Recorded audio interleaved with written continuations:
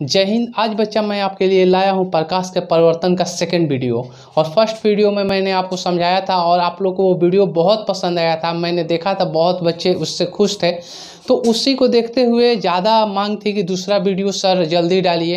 तो समय तो नहीं था क्योंकि कंपटीशन पढ़ाने के लिए मैं बार वीडियो बनाता रहता हूँ, लेकिन साइड से मैं इसके लिए भी वीडियो बना रहा हूँ। तो सभी बच्चे जितने भी 10 क्लास के बच्चे हैं वो ज़्यादा से ज़्यादा इन वीडियो को शेयर कीजिए, ताकि पूरे सभी 10 क्लास के बच्चे के पास यह वीडियो जाए। जो कोरोना काल में समय खराब होने के कारण वो बाहर नहीं जा पा रहे हैं, वो यूट्यूब पर ही पढ़े हमसे।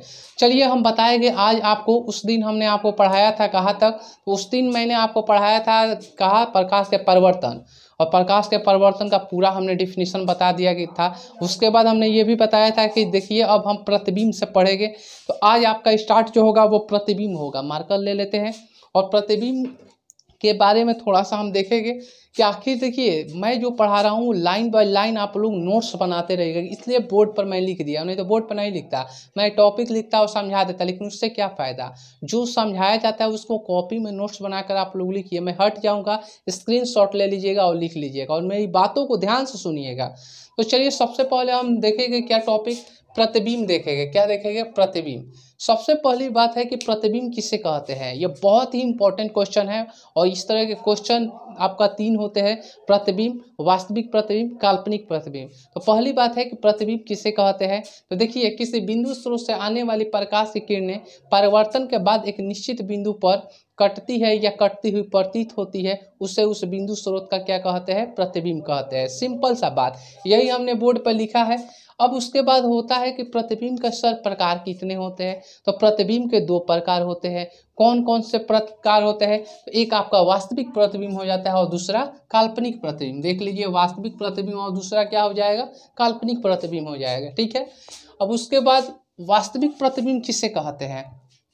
तो वास्तविक प्रतिबिंब का नाम ही से आपको स्पष्ट हो जा रहा है कि जो वास्तव में होगा कंडीशन, उसे हम वास्तविक प्रतिबिंब कहेंगे।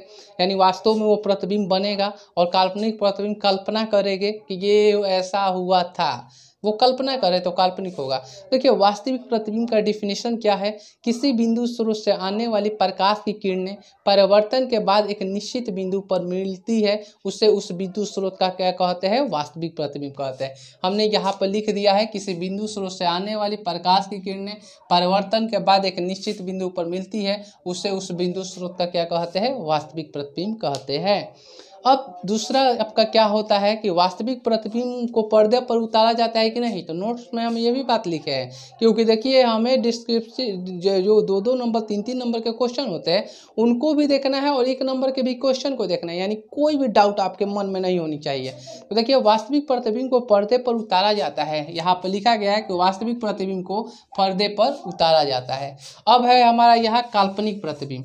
तो काल्पनिक प्रतिबिंब किसे कहते हैं। तो किसी बिंदु स्रोत से आने वाली प्रकाश की किरणें परिवर्तन के बाद किसी बिंदु पर मिलती हुई प्रतीत होती है। देखिए दोनों कंडीशन सुन लीजिए। वास्तविक प्रतिबिंब में वास्तविक में वो मिलेगी, यानी मिलेगी एकदम। और काल्पनिक प्रतिबिंब में मिलती हुई प्रतीत होती है, यानी मिल सकती है। ठीक है।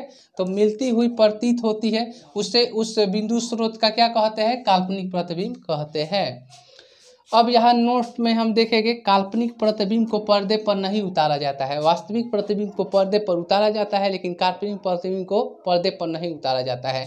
अगर आप किसी आईना या दर्पण में अगर अपना चेहरा देख रहे हैं तो उस दर्पण में आपका क्या होगा? प्रतिबिंब बनेगा। ठीक है। जैसे मैं ऐसे कर रहा हूँ तो इधर मेरा हल्का सा प्रतिबिंब बन रहा है, ज़्यादा नहीं बन रहा है। ठीक है ना, लाइटिंग ज़्यादा होने के कारण। अब सवाल यहाँ क्या है? दर्पण। बहुत जबरदस्त क्वेश्चन। ये क्वेश्चन आपका सभी इंपॉर्टेंट है। प्रतिबिंब भी, वास्तविक प्रतिबिंब, काल्पनिक प्रतिबिंब। अब आया दर्पण।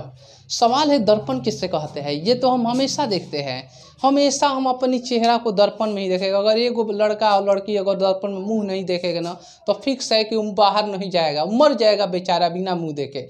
इसलिए भाई उसके लिए दर्पण चाहिए। तो सवाल उनसे भी हमें है कि दर्पण किसे कहते हैं। तो अब वो सोचने लगते हैं, अरे बच्चे भाई दर्पण क्या कहलाता है? जिसमें मुंह देखते हैं वो दर्पण है? अरे ऐसा नहीं यार। दर्पण किसे कहते हैं? वो चिकना सतह जो प्रकाश को परिवर्तित कर दे, उसे क्या कहेंगे? दर्पण। मैंने लिखा भी है आपको, एक एक चीज जो मैं बोल रहा हूँ सभी चीज बोर्ड पर लिखा गया है, ताकि आप अच्छे ढंग से नोट्स बना लीजिए। मैं हट जाऊंगा तो आप स्क्रीनशॉट लेकर लाइन बाय लाइन लिखिए, तो दर्पण किसे कहते हैं? वो चिकना सतह जो प्रकाश को क्या कर दे, परावर्तित कर दे, उसे हम दर्पण कहते हैं। अब सवाल है कि गोलीय दर्पण।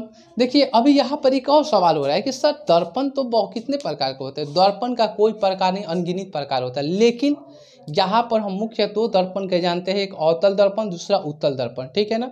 यहाँ पर अगर 10 क्लास की बात करेंगे कि दर्पण के कितने प्रकार, तो 2 प्रकार, एक अवतल दर्पण होते हैं, एक उत्तल दर्पण होते हैं। अब देखिए यहाँ पर उससे पहले हम पढ़ेंगे गोलीय दर्पण। तो गोलीय दर्पण किसे कहते हैं? तो वैसा दर्पण जिसका परावर्तक सतह किसी खोखले गोले का बना हुआ भाग है, उससे हम कैसा दर्पण कहेंगे? गोलीय दर्पण। यानी खोखले गोले का मतलब क्या कि ऐसे यह खोखला गोला है, ठीक है, इसी का बना हुआ क्या है, भाग है, उसे हम गोलीय दर्पण कहेंगे। अब उसके बाद आ जाता है क्या, ध्रुव आ जाता है।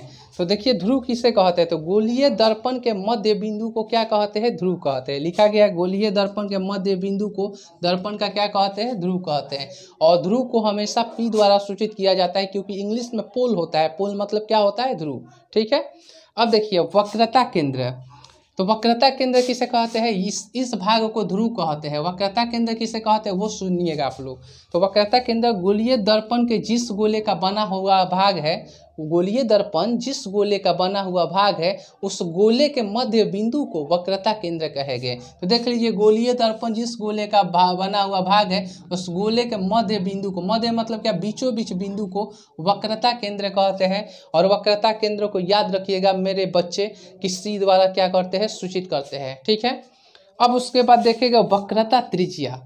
वक्रता त्रिज्या किसे कहते हैं?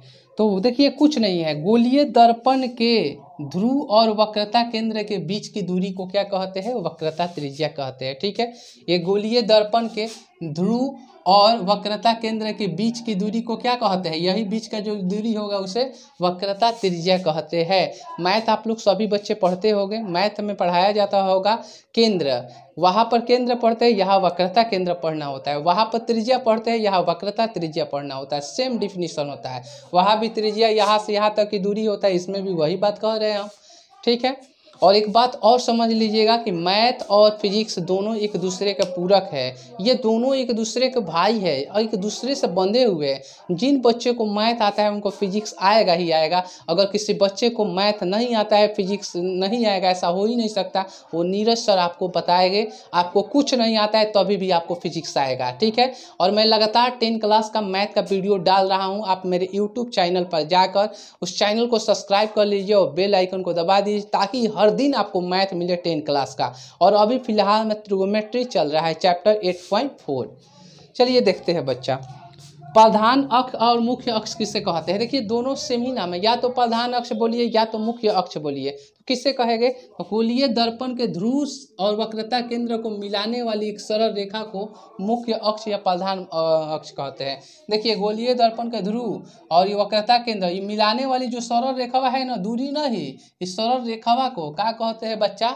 तो प्रधान अक्ष कहते हैं या मुख्य अक्ष कहते हैं। अब आ गया सवाल कि दर्पण तो सर आप बता दिए, लेकिन दर्पण के कितने प्रकार होते हैं? तो हमने उस समय बोला था कि देखिए दर्पण के 2 प्रकार होते हैं। कौन कौन दर्पण होते हैं? एक आपका अवतल दर्पण होता है, दूसरा उत्तल दर्पण होता है। अब हम फिगर भी आपको दिखाएंगे कि अवतल दर्पण कैसा होता है और उत्तल दर्पण कैसा होता है। तो चलिए देखते हैं। अवतल, यह दर्पण के प्रकार, दर्पण के 2 प्रकार होते हैं। कौन कौन से? अवतल दर्पण और उत्तल दर्पण होते हैं, ठीक है ना। अब उसके बाद अवतल दर्पण कैसा बनता है, साइड में आप लोग देख लीजिए, अगर दिखाई दे रहा होगा तो यहाँ पर लिख देते हैं, ठीक है। ये जो ऐसे होगा, ये बाहर से अगर पेंट करेंगे, बाहर से यानी जिसका परावर्तक सतह क्या हो, अंदर की ओर दबा हो, ये बाहर से अगर कलई करेंगे, इस दर्पण को कौन सा कहते हैं? अवतल दर्पण कहते हैं। कौन सा दर्पण कहते हैं? अवतल दर्पण। अगर इसी को हम क्या करते हैं? अंदर से पेंट करते हैं बच्चा, एकदम देख लेना है, अंदर से पेंट कर देंगे तो बाहरी सतह चेहरा देखना उठा हुआ है, इसी को क्या कहते हैं? उत्तल दर्पण कहते हैं। क्या कहते हैं? उत्तल दर्पण कहते हैं, याद रखना है। तो देखिए यहाँ पर आ गया अवतल दर्पण। सबसे पहली बात अवतल दर्पण, तो जिसका परावर्तक सतह अंदर की ओर दबा हो उसे कौन सा दर्पण कहते हैं? अवतल दर्पण। अभी हमने बताया कि जिसका परावर्तक सतह अंदर की ओर दबा हो उसे अवतल दर्पण। और फिर अगला है आपका उत्तल दर्पण, तो जिसका परावर्तक सतह क्या हो, बाहर की ओर उठा हो, उससे क्या कहेंगे, उत्तल दर्पण कहेंगे। तो सभी बच्चों को लाइन बाय लाइन एक एक बात समझ में आ रहा है। अब हम नेक्स्ट वीडियो में कल आपको बताएंगे कि अवतल दर्पण और उत्तल दर्पण में प्रतिबिंब कैसे कैसे बनते हैं, किसी वस्तु को कहाँ पर रखिएगा तो प्रतिबिंब कैसा बनेगा, और ये भी आपको बताएंगे कि आखिर अवतल दर्पण और उत्तल दर्पण में आंकिक प्रश्न यानी न्यूमेरिकल कैसे बनाए जाते हैं, जिसको आप कैलकुलेशन मैथ्स भाषा में देख समझ सकते हैं। ठीक है ना। तो ये सभी चीज़ कल के क्लास में होगी। और आज मुझे उम्मीद करता हूं कि आपको यह वीडियो बहुत अच्छे ढंग से समझ में आया होगा। और मैं साइड हो जा रहा हूं, आप लोग इस पूरे वीडियो का स्क्रीनशॉट ले लीजिए और लाइन बाय लाइन आप नोट्स तैयार करते रहिए, ताकि मैं सोच रहा हूं कि किसी बच्चे का मैट्रिक क्लास में थोड़ा भी साइंस ना छूटे। और मेरा टारगेट है आपको टॉपर बनाना। उसके लिए मैं चाहे कितने भी पसीने में पानी बहा दूं। जो एक सीधी सी कहावत है कि जो पानी से नहाता है वो लिबास बदलता है, और जो पसीने से नहाता है वो इतिहास बदलता है। तो आपको इतिहास बदलना है और बिहार बोर्ड में टॉपर बन के दिखाना है, और फिर बताना है कि टॉप कैसे किया जाता है, क्योंकि मैं हर दिन आपको टॉप करने की वो नई नई तरकीब बताऊंगा, और उसके साथ मैं नया नया आपको कॉन्सेप्ट समझाता चलूँगा। तो जय हिंद, जय भारत।